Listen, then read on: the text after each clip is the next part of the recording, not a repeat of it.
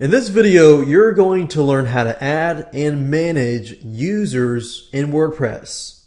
In WordPress, there are different types of users. So, meaning people have different access to different things. So, for example, right now, if I go to the users section here, by default, there is one user, which is you. You're going to be the administrator role.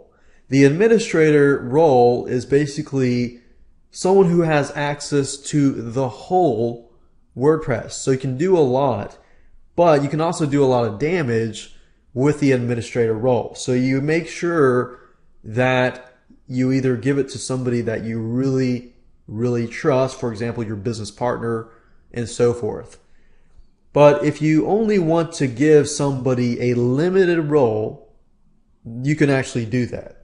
So if I click on Add New, you can enter the username, the email, the first name, the last name, the website, and so forth. But what I want to do now is simply explain the different types of roles.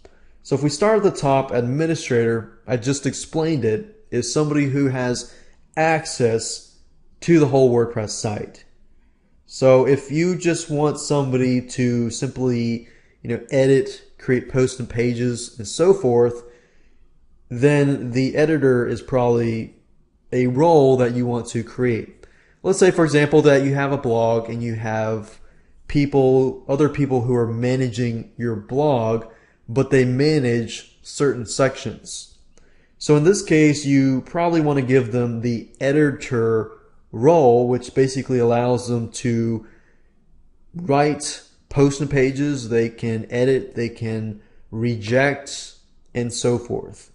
The author role is somebody who can only write and create posts. And the subscriber is simply somebody who doesn't have access to editing the site at all. All they can do is, let's say, for example, you put up an article. A subscriber would be somebody who can subscribe to make comments and perhaps see password protected content or private content and so forth. And of course, lastly, a contributor can only contribute content. They cannot approve the content. So let's say, for example, that you have an editor who oversees the approval of the content, and you have a lot of contributors who contribute content. Contributor just cannot publish that content. So it definitely goes through a role of somebody else who edits, approves the content, or you can approve that as well as an administrator.